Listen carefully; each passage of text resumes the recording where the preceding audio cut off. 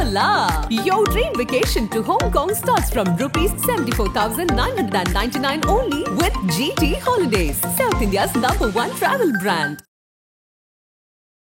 ஜாமீன் கிடைக்க போது இந்த நேரத்தில் பார்த்து அரவிந்த் கெஜ்ரிவாலை திட்டமிட்டு அரெஸ்ட் பண்ணிட்டாங்க. இது வந்து பிஜேபியோட பொலிட்டிக்கல் வெண்டேட்டா அப்படின்னு சில பல ட்ராக் போய்கிட்டு இருக்கு. ஏசிபி அரெஸ்ட் பண்ணியிருக்காங்க அரவிந்த் கெஜ்ரிவாலை. சென்ட்ரல் பியூரோ ஆஃப் இன்வெஸ்டிகேஷன் பொறுத்த வரைக்கும் அரவிந்த் கெஜ்ரிவால் அவருடைய இன்வெஸ்டிகேஷன் ஆங்கிள் ஆகப்பட்டது பிஎம்எல்ஏ ஆங்கிள் தான் முடிஞ்சிருக்கு. ஆனா சிபிஐ ஆங்கிள் எப்படி வந்து அந்த பாலிசியை வந்து செயல்படுத்தினாங்க, டெஃபினட்டா பிரெடிகேட் அஃபென்ஸ்ல அக்யூஸ்டா இல்லாத பொழுது இப்போ அரவிந்த் கெஜ்ரிவால் அவர் சிபிஐ அரெஸ்ட் பண்ணியிருக்காங்கன்னா சட்டத்துல ஒரு இம்பார்ட்டன்ட் கேள்வி வருது. என்ன கேள்வி? த லீகல் பாயிண்ட் என்னன்னா, இப்ப அரவிந்த் கெஜ்ரிவால் அவர்கள் பொறுத்த வரைக்கும் அவருடைய கேள்வி என்ன சிபிஐ அரெஸ்ட் பண்ணல, பிரிவென்ஷன் ஆஃப் மணி லாண்டரிங் ஆக்ட்ல அரெஸ்ட் பண்றீங்க, அதுல பெயில் கிடைச்சிட்டு ஸ்டேல இருக்கு, ஸ்டேல இருக்கும் பொழுது சிபிஐ அரெஸ்ட் பண்றீங்க, சேயிங் ஜூலை 3ஆம் தேதிக்குள்ள இன்வெஸ்டிகேஷன் முடிக்கணும். ஆனா பிரெடிகேட் அஃபென்ஸ்ல ஒரு பேர் இல்ல. சோ அப்போ இந்த அரெஸ்ட் ஆகப்பட்டது ஃப்ரெஷ் இன்வெஸ்டிகேஷன் வந்து பிரிவென்ஷன் மணி லாண்டரிங் ஆக்ட்ல பண்ண முடியுங்கிறது சுப்ரீம் கோர்ட் ஜட்மெண்டா இருக்கிறதுனால செந்தில் பாலாஜி அவர்களோட ஜட்மெண்ட் ஆகப்பட்டது லார்ட்ஷிப் ஜஸ்டிஸ் ராமசுப்ரமணியம் அவர்கள் கொடுத்த judgement. It's one of the landmark judgment in supreme court with respect to predicate offence and PMLA. அதனாலதான் சிபிஐ கெஜ்ரிவால் அவர்களுடைய கேஸ் என்ன சொல்லியிருக்காங்கன்னா ஜூலை 3ஆம் தேதி வரைக்கும் முன்னாடி முடிக்கணும், அதனால அங்க கஸ்டடி எடுக்கணும்னு சொல்லியிருக்காங்க. பட் செந்தில் பாலாஜி அவர்களுடைய கேஸ் அப்படி கிடையாது. செந்தில் பாலாஜி அவர்கள் வந்து அக்யூஸ்ட் அண்டர் ட்ரையல். கெஜ்ரிவால் அவர்களை சிபிஐ அரெஸ்ட் பண்ணது லீகலா சரியா தப்பா சார்? அவங்க அரெஸ்ட் பண்ணதுக்கு ஒரே ஒரு காரணம் தான், அதுக்கு ஒரு sentence important point to be noted. தமிழின் மிக முக்கியமான செய்திகளையும் அரசியல் நிகழ்வுகளையும் உடனுக்குடன் தெரிந்து கொள்ள ஆதம் செயலியை டவுன்லோட் செய்யுங்கள். டவுன்லோட் செய்வதற்கான லிங்க் டிஸ்கிரிப்ஷனில் உள்ளது. ஆதம் தமிழ் நேயர்களுக்கு அன்பு வணக்கம். இன்று நம்மோடு வழக்கறிஞர் திருமிகு சத்யகுமார் அவர்கள். வணக்கம் சார். வணக்கம். மிக முக்கியமான கேஸ் அப்டேட்ஸ் பற்றி உங்ககிட்ட கேட்கணும்னு நினைக்கிறேன். முதல்ல அரவிந்த் கெஜ்ரிவால் வழக்கில் இருந்து ஆரம்பிக்கணும்னு நினைக்கிறேன். அரவிந்த் கெஜ்ரிவாலுக்கு டெல்லி சிறப்பு நீதிமன்றம் ஜாமீன் கொடுத்துட்டாங்க. அந்த ஜாமீனை எதிர்த்து இடி ஹைகோர்ட்டுக்கு போனாங்க. ஹைகோர்ட் அரவிந்த் கெஜ்ரிவாலுடைய ஜாமீனை ஸ்டே பண்ணிட்டாங்க. மீன்வெளி இதே நேரத்தில் அரவிந்த் கெஜ்ரிவாலை சிபிஐ கைது பண்ணியிருக்காங்க. இந்த கைது சட்டப்படி சரியானதா? மிக முக்கியமாக எதிர்கட்சிகள் வந்து நிச்சயமா இடி கேஸை பொறுத்த வரைக்கும் ஜாமீன் கிடைக்க வாய்ப்பு இருக்கு. இந்த நேரத்தில் சிபிஐ கெஜ்ரிவால் அரெஸ்ட் பண்ணியிருக்காங்க. இதுல அரசியல் பழிவாங்கல் இருக்கு, ஒரு பொலிட்டிக்கல் வெண்டேட்டாவோட பிஜேபி இருக்காங்க அப்படிங்கிற ஒரு நரேட்டிவை எதிர்கட்சிகள் சொல்லிக்கிட்டு இருக்காங்க. அரவிந்த் கெஜ்ரிவாலை சிபிஐ கைது பண்ணது சரியா? குறிப்பாக இடி கைது பண்ணி ஜாமீன் கிடைக்க போகுது அப்படின்னு இருக்கக்கூடிய நேரத்தில் சிபிஐ அரெஸ்ட் பண்ணியிருக்காங்க. இந்த அரெஸ்ட்டை எப்படி பார்க்குறீங்க? அரெஸ்ட் லீகலி சரியா தப்பா?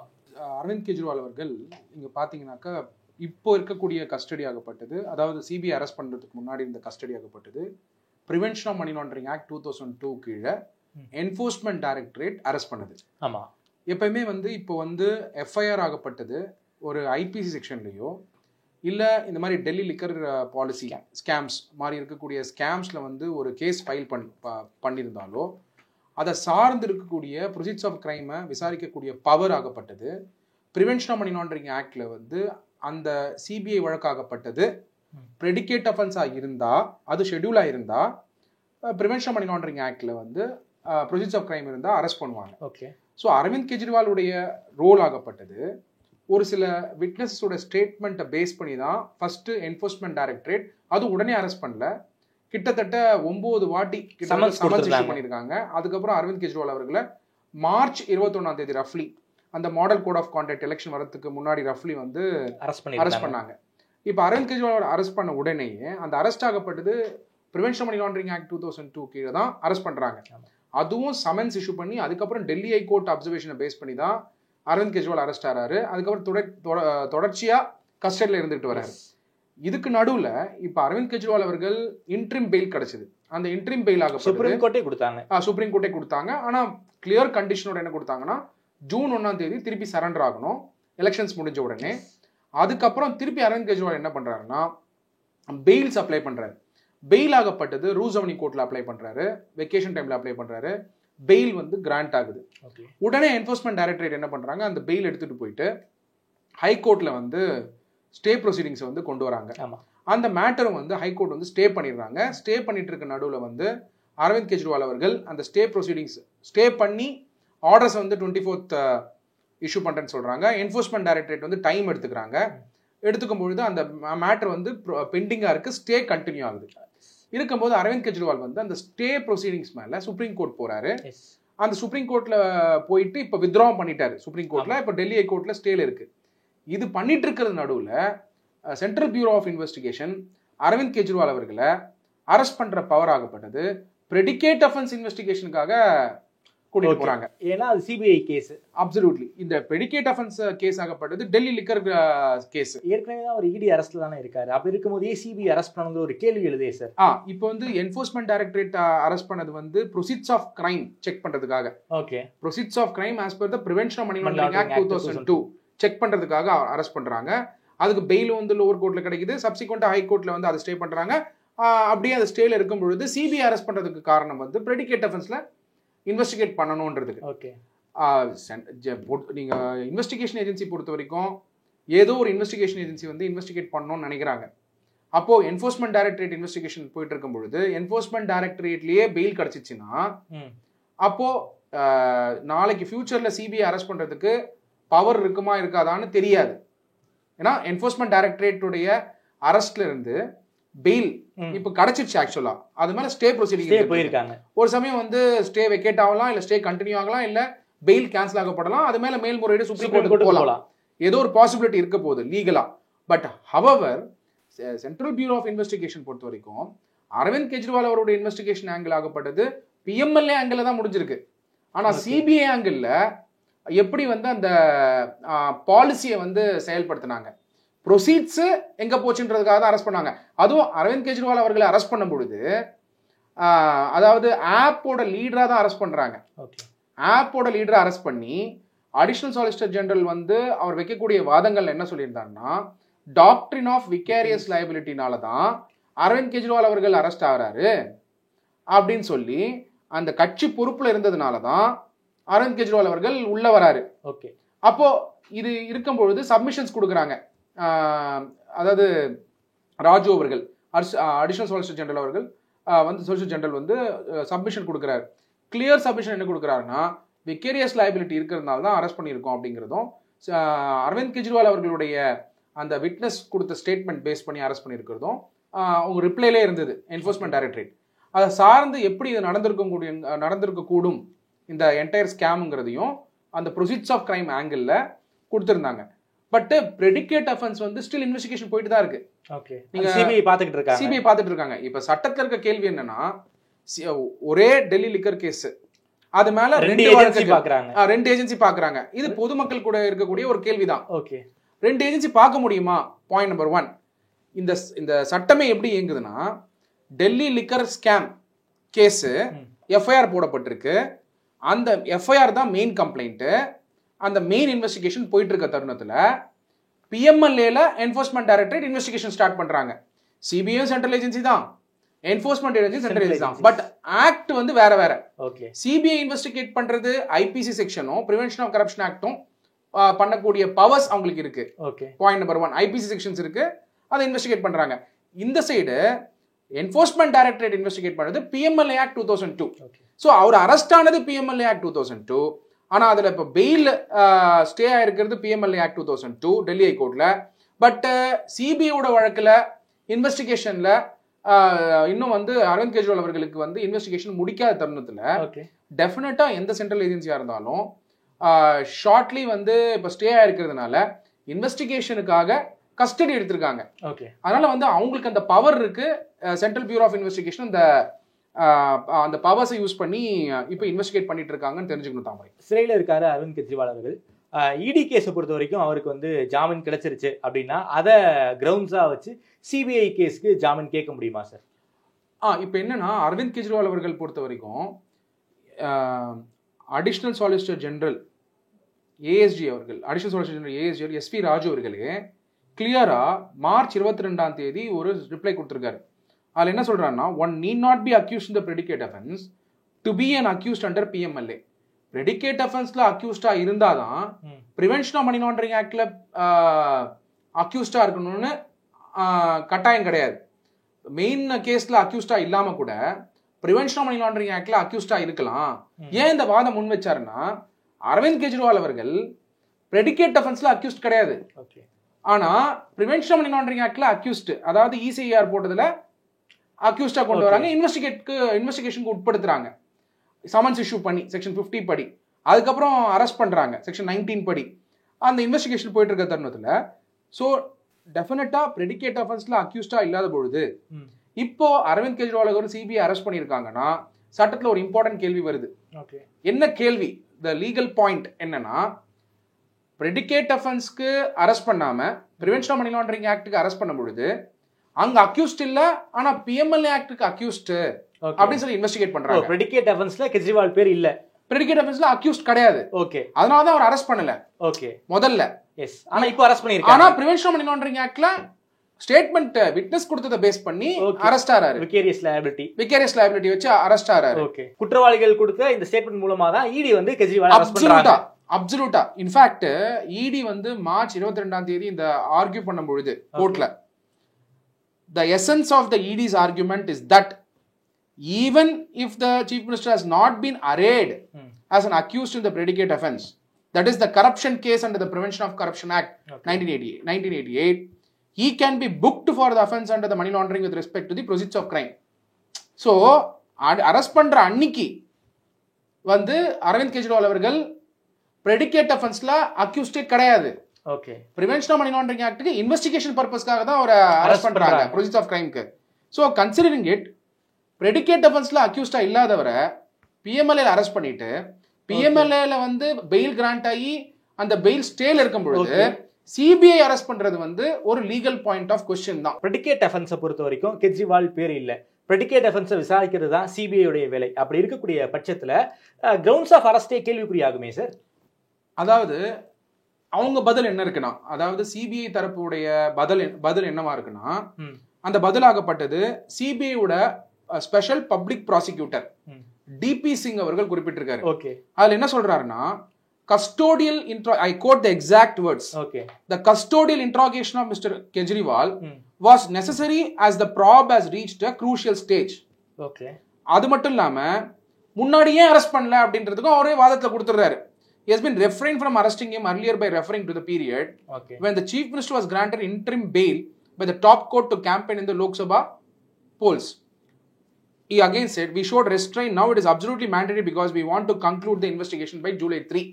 ஜூலை 3ஆம் தேதிக்கு உள்ள நாங்க சிபிஐ இன்வெஸ்டிகேஷன் முடிக்கணும்ன்றதுக்காக அரவிந்த் கெஜ்ரிவால் அவர்களுடைய இன்வெஸ்டிகேஷன் நான் கண்டிப்பா பண்ணி தான் ஆகணும். நாங்க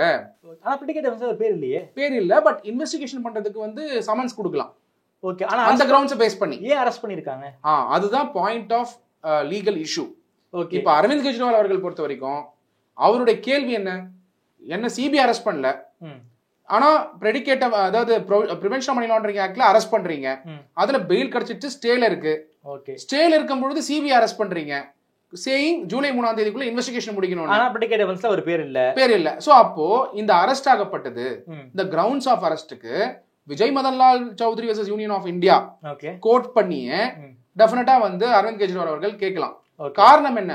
பிரிவென்ஷன் மணி லாண்டரிங் ஆக்ட்ல பிரைமா ஃபேசி எவிடன்ஸ் வந்து அவருக்கு சிபிஐ வழக்குல இல்லாததுனால தான் பிரிவென்ஷன் மணி லாண்டரிங் ஆக்ட்ல ஸ்டேட்மெண்ட் பேஸ் பண்ணி அரெஸ்ட் பண்றாங்க. நவ் பிரிவென்ஷன் மணி லாண்டரிங் ஆக்ட்ல இன்வெஸ்டிகேட் பண்ணும் பொழுது அந்த அக்யூஸ்டா அரே ஆகாத சீஃப் மினிஸ்டர் அரவிந்த் கெஜ்ரிவால் அவர்களை இப்ப திருப்பி சிபிஐ அரெஸ்ட் பண்றாங்கன்னா அப்போ வந்து அது கொஸ்டின் ஆஃப் லா.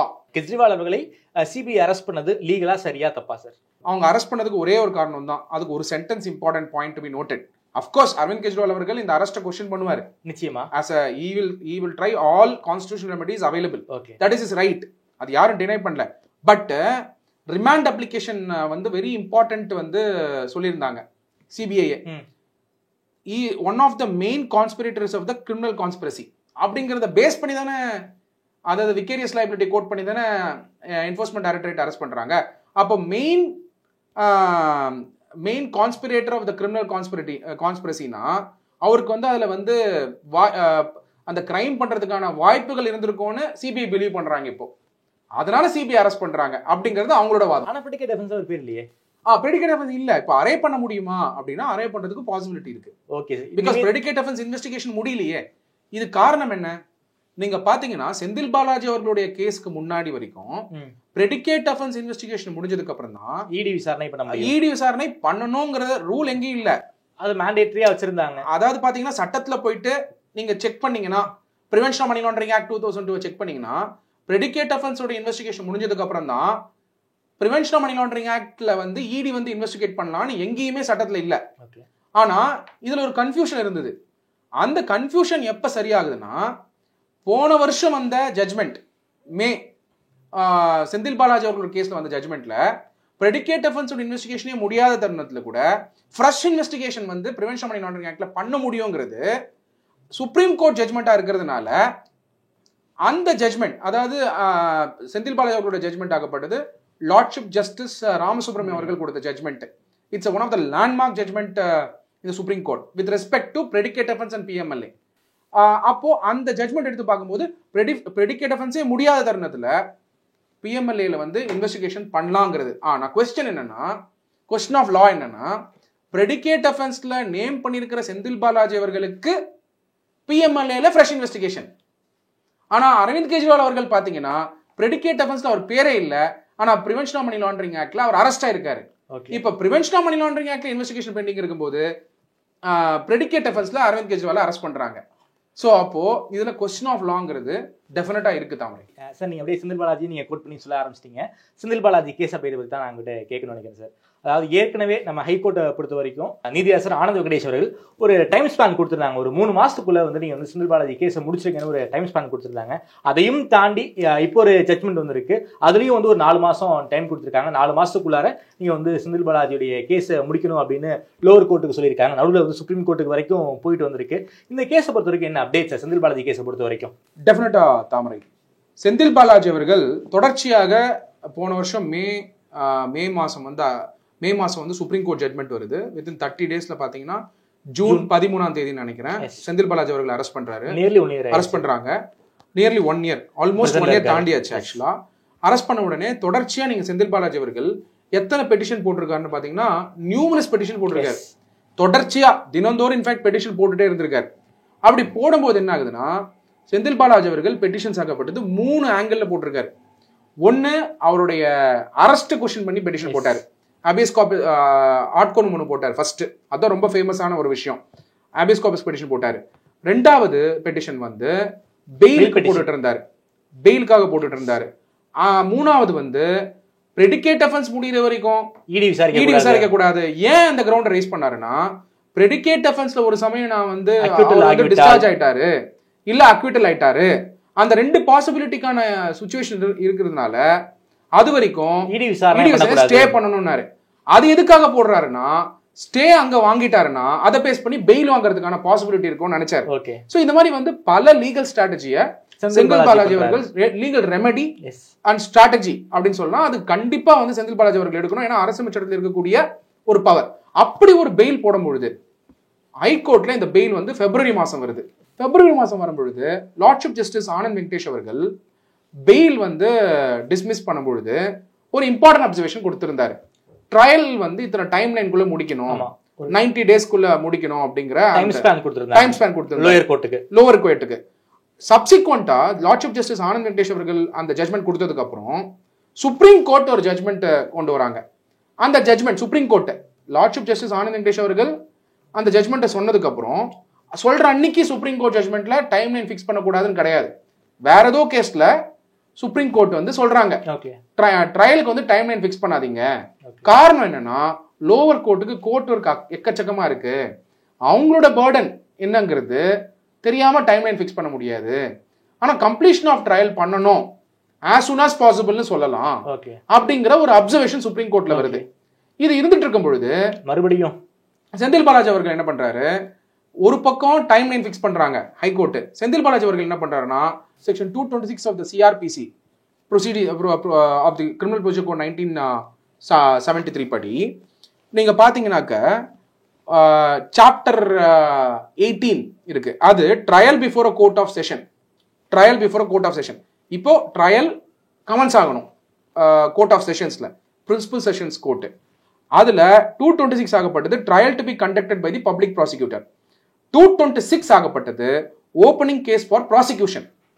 அதுல தான் ட்ரையல் ஸ்டார்ட் ஆகுது. அதுல கிளியரா சொல்லப்பட்டிருக்கு, when I quote the exact bar act under the criminal procedure code 1973, when the accused appears or is brought before the court in pursuance of a commitment of a case commitment of the case under section 209, the prosecutor shall open his case by describing the charge brought against the accused and stating by what evidence he proposed to be proved the guilty of the accused.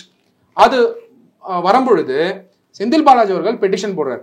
என்ன petition போடுறாருன்னா, ஒரு சமயம் இந்த principal sessions கோர்ட்ல நடத்தக்கூடிய ட்ரையல்ல அக்விட்டலோ டிஸ்சார்ஜோ ஆயிட்டா, அப்போ prevention money laundering ஆக்ட்ல இத்தனை நாள் வந்து சிறைச்சாலை இருக்கிறது வந்து அன்லாஃபுல், அதனால இதை ஸ்டே பண்ணணும், இடி ப்ரொசீஜர் ஸ்டே பண்ணணும்னு பிரின்சிபல் செஷன்ஸ் கோர்ட்ல தான் பெட்டிஷன் போடுறாரு.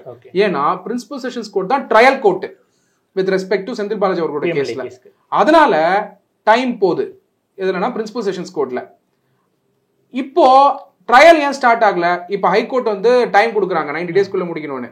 டூ திங்ஸ், ஹைகோர்ட் கொடுத்த டைம் வந்து சுப்ரீம் கோர்ட் ஜட்மெண்ட், நான் சொன்னேன் இல்லையா சுப்ரீம் கோர்ட் ஜட்மெண்ட், அதாவது இத்தனை நாளுக்குள்ள டைம் சொல்லக்கூடாது, as soon as possible னா அது வரதுக்கு முன்னாடி வந்தது. ஓகே, கன்சிடரிங் தட் இப்பவும் அந்த டைம் ஸ்பான் கொடுத்திருக்காங்களே சார். இப்போ क्वेश्चन என்னன்னா, பிரின்சிபல் செஷன்ஸ் கோர்ட் அல்லி மேடம் அவர்கள் வந்து ஹைகோர்ட்டுக்கு லெட்டர் எழுதுறாங்க. ஓகே, பிரின்சிபல் செஷன்ஸ் ஜட்ஜ் வந்து ஹைகோர்ட்டுக்கு லெட்டர் எழுதுறாங்க. லெட்டர் எழுதும்போது ஏன் வந்து ட்ரையல் வந்து அந்த முன்னாடி சொன்னாங்க இல்லையா பிப்ரவரியில 3 months டைம்குள்ள பண்ணணும் பொழுது எதனாலன்ற ரீசன்ஸோட எழுதுறாங்க.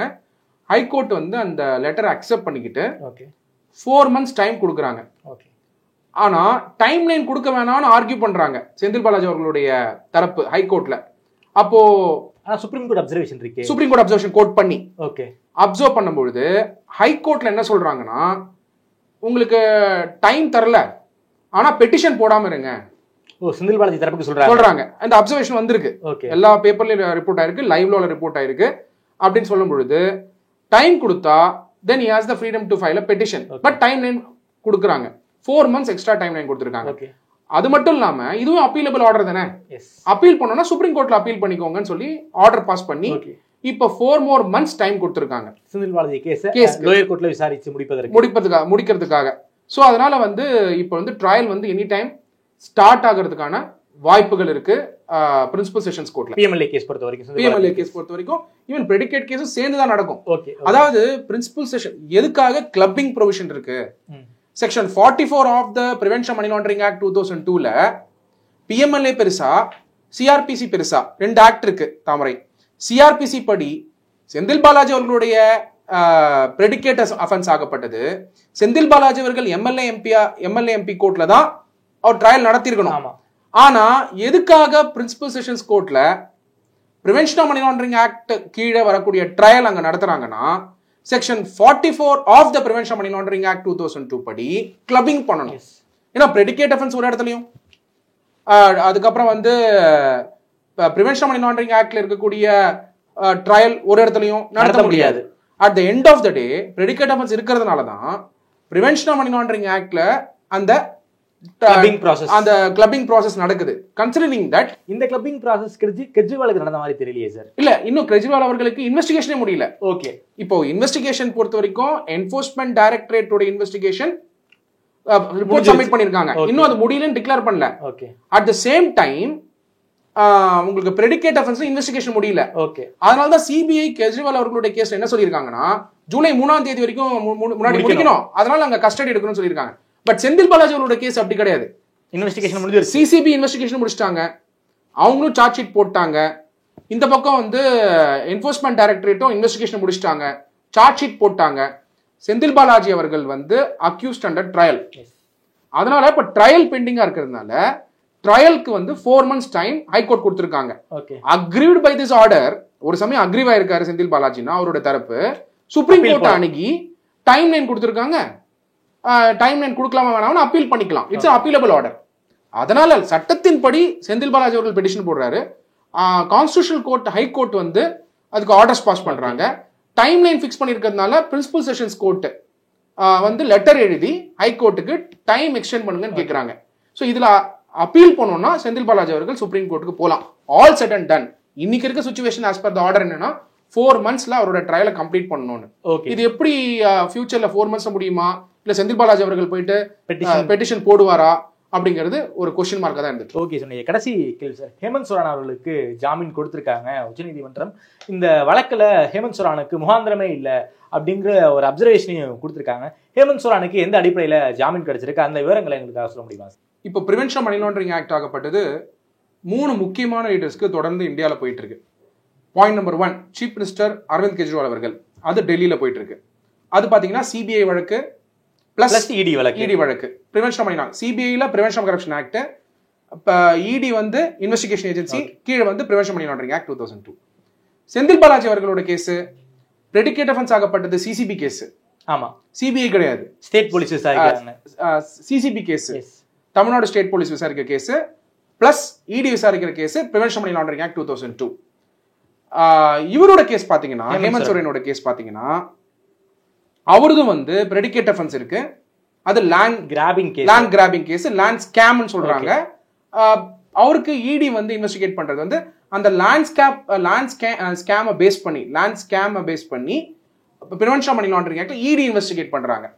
அப்படி பண்ணும்பொழுது அவருடைய சார்ஜே என்னன்னா, இவ்வளோ விஷயம் ஸ்டேட்ல நடந்திருக்கு, லேண்ட் ஸ்கேம்ல நடந்திருக்கு, அதனால இவ்வளவு நாலேஜ் இல்லாம நடக்க வாய்ப்பு இல்லை, அதனால ஹேமந்த் சோரன் அவர்களுக்கு சமன்ஸ் கொடுத்து இங்கேயும் விகேரியஸ் லைபிலிட்டியை விட அவர் வந்து அதுக்கு பொறுப்பு, இந்த மாதிரி ஒரு விஷயம் ஸ்டேட்ல நடந்திருக்கு, சீஃப் மினிஸ்டரா இருக்கிறாரு, அதனால பொறுப்பு அப்படிங்கிற மாதிரியும் அவரை வந்து அரெஸ்ட் பண்றாங்க. அப்படி அரெஸ்ட் பண்ணும்போது ஒரு 2-3 விட்னஸஸ் வந்து இன்வெஸ்டிகேட் பண்ண விட்னஸஸ், அது யாருன்னு கூட தெரியாதுன்னு செக்ஷன் 50 படி ஹேமந்த் சோரன் அவர்கள் இந்த ஸ்டேட்மெண்ட் கொடுக்கிறார்.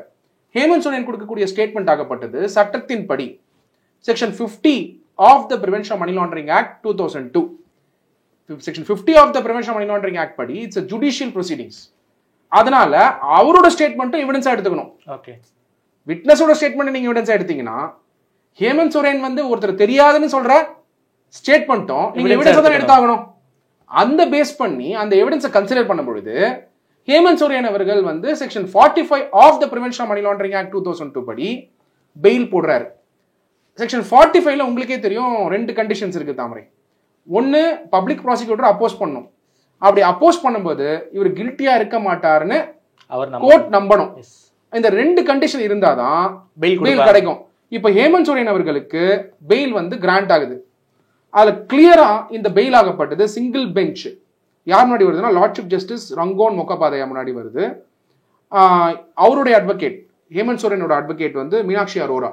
அவங்க என்ன கிளைம் பண்றாங்கன்னா, I quote the exact words, அவங்க ரிப்ளை ஃபைல் பண்ணியிருக்காங்க. Charges against him were publicly motivated and baseless அப்படின்னு அவங்க கிளைம் பண்றாங்க. சீனியர் அட்வொகேட் கபில் சிபல் அவர்கள் ஆர்கியூ பண்றாரு ஹேமந்த் சோரன் சைட்ல. அதுல என்ன கிளியரா சொல்றாருன்னா, ஒரே ஸ்டேட்மெண்ட்ல இடி வந்து ஹேமந்த் சோரனை ஃபால்ஸா இம்ப்ளிகேட் பண்ணியிருக்காரு அப்படின்னு சொல்லிட்டு அவர் சொல்றாரு. ஸோ இது 2 பார்க்கும்போது பேஸ்லெஸ் ஒன்று, ஃபால்ஸா இம்ப்ளிகேட் ஆயிருக்கான்ற ஸ்டேட்மெண்ட்டை கன்சிடர் பண்ணி, அதை தாண்டி ஹேமந்த் சோரன் அவர்கள் கொடுத்த செக்ஷன் 50 படி இருக்கக்கூடிய அந்த ஸ்டேட்மெண்ட்டை பேஸ் பண்ணி ஹேமந்த் சோரன் அவர்களுக்கு ட்வின் கண்டிஷன்ஸ் வந்து சாட்டிஸ்ஃபை ஆனதுனால ஜார்க்கண்ட் ஹைகோர்ட் வந்து இப்போ பெயில் கொடுத்துருக்காங்க ஹேமந்த் சோரனுக்கு. ஸோ அதனால பெயில் கொடுக்கறதுனாலயே அஃபென்ஸ் இல்லைன்னு கிடையாது, இருக்கா இல்லையாங்கிறது it's a matter of investigation. But twin கண்டிஷனை சாட்டிஸ்ஃபை பண்றதுனால, அப்போ பப்ளிக் ப்ராசிக்யூட்டர் அப்போஸ் பண்ணிருப்பாரு, அப்போஸ் பண்ணும்போது கோர்ட் நம்பணும் he will not be guilty-ன்னு. அப்ப முகாந்திரம் இல்ல அப்படிங்கிற காரணத்தினாலதான் அவர் கில்ட்டி இல்லைன்னு நம்புறாங்க. கில்ட்டி இல்லைன்னு நம்புறதுனாலதான் அவருக்கு பெயில் கிடைக்குது. அப்போ இப்ப இந்த பெயில் ஹேமந்த் சோரன் அவர்களுக்கு கிடைச்சிருக்கிறது கண்டிப்பா வந்து செக்ஷன் 45ல வந்து மெரிட் இருந்ததுனாலதான் ஹேமந்த் சோரனுக்கு கிடைச்சிருக்கு. ஹவவர் எப்படி அரவிந்த் கெஜ்ரிவால் அவர்களுடைய கேஸ்ல என்ஃபோர்ஸ்மெண்ட் டைரக்டரேட் வந்து லோவர் கோர்ட் பெயில அப்போஸ் பண்ணி ஹைகோர்ட்டுக்கு போயிட்டு ஸ்டே வாங்கினாங்களோ, அதே மாதிரி ஹேமந்த் சோரன் அவர்களுடைய கேஸ்லயும் என்ஃபோர்ஸ்மெண்ட் டைரக்டருக்கு ரைட்ஸ் இருக்கு, இடிக்கு ரைட்ஸ் இருக்கு. ஆனா அவங்க அப்பீல் போலன்னு நினைக்கிறேன். நம்ம டேஸ் நீங்க வெயிட் பண்ணி தான் பார்க்கணும். ஏன்னா டேஸ் எத்தனை டேஸ் இருக்கு. இப்போ வந்து ஆர்டர் வந்து ஃப்ரைடே வந்திருக்கலாம், court is not functioning, so we have to wait and watch. அவங்களோட ரைட்ஸ் இருக்கு. அதே மாதிரி ஹேமந்த் சோரன் அவர்களும் அப்படி ஒரு சிஎம்ஐ இப்போ கண்டினியூ ஆக முடியுமா சார்? சப்சிக்வெண்டா வந்து இன்வெஸ்டிகேஷன் தானே தாமரை. அதனால வந்து இன்வெஸ்டிகேஷன் பெண்டிங் இருக்கிறதுனால இஸ் நாட் கன்விக்டட். எஸ், நீங்க நல்லா புரிஞ்சுக்க வேண்டியது representation of the people act 1950 படி இன்வெஸ்டிகேஷன் இருக்கக்கூடிய லெஜிஸ்லேட்டரை he can still continue as the cabinet minister or chief minister or MLA only when he is convicted. Disqualification applies as per representation of the people act 1950. disqualification வந்தா MLA ஓ MP இருக்க முடியாது, MLA MP இருக்க முடியாதுனா மினிஸ்டரா இருக்க முடியாது, chief மினிஸ்டரா இருக்க முடியாது, எந்த மினிஸ்டரா இருக்க முடியாது. அதனால டிஸ்குவாலிஃபிகேஷன் அட்ராக்ட் ஆகாதனால ஹேமந்த் சோரன் அவர்கள் இன்வெஸ்டிகேஷன் இருக்கிறதுனால bail prevention money laundering act 2002 grant பண்ணதுனால ஹேமந்த் சோரன் அவர்கள் is under investigation. Okay, under இன்வெஸ்டிகேஷன்னால he has a constitutional power. Constitutionally, as per the Representation of People Act, investigation pending இருந்தாலும் he can continue as a chief minister. By the way, Hemant Soren அவர்கள் resign பண்ணிட்டு தான் கஸ்டடிக்கு போன கூட அவசியம் இல்லை. But Hemant Soren அவர்கள் ஜேஎம்எம் உடைய லீடரா இருந்துகிட்டு மேபி அவர் ரிசைன் பண்ணதுக்கு என்ன காரணம்னு it is private to him. எதுக்காக அவர் ரிசைன் பண்ணாருன்றது அவருடைய ரைட்ஸ். பட் ஆனா ரிசைன் ஏன் பண்ணிருப்பாரு நம்ம என்ன யூகிக்கிறோம்னா அன்றாட வேலை சீஃப் மினிஸ்டர் கூட ஒர்க் வந்து அஃபெக்ட் ஆகக்கூடாதுன்னு அவர் மைண்ட்ல இருந்திருக்கலாம். That's one of the reason. ஆர் வர வரைக்கும் நீங்க இந்த கவர்மெண்ட்டை பார்த்துக்கோங்கன்னு சொல்லிட்டு அவர் வந்து டிசக்னேட் பண்ணி ஒரு சீஃப் மினிஸ்டர் வந்து அப்போ சீஃப் மினிஸ்டர் பொறுப்பை இன்னொருக்கிட்ட கொடுத்துட்டு போயிருக்காரு. அகைன் ஹேமந்த் சோரன் வரும்பொழுது டெஃபினட்டா ஜேஎம்எம்ல இருக்கக்கூடிய கட்சி தலைவர்கள் ஹேமந்த் சோரன் அவர்கள் சீஃப் மினிஸ்டர் ஆகணும் தான் எய்ம் பண்ணுவாங்க, பீங் பார்ட்டி லீடர். அதனால இப்ப ஹேமந்த் சோரன் அவர்கள் திருப்பி வந்து சீஃப் மினிஸ்டர் ஆகிறதுக்கு எந்த தடையும் ரெப்ரசன்டேஷன் ஆஃப் பீப்புள் ஆக்ட்ல கிடையாது. அதனால we have to wait and watch Thamarai. Okay sir, ரொம்ப நன்றி சார். குறிப்பாக மிக முக்கியமான 3 வழக்குகள் அரவிந்த் கெஜ்ரிவால், அதே போல் செந்தில் பாலாஜி, ஹேமந்த் சோரன் வழக்கு பற்றி ரொம்ப விரிவாக பேசியிருக்கீங்க. நேரம் கொடுத்து பேசியமைக்கு நன்றி. நன்றி தாமரை.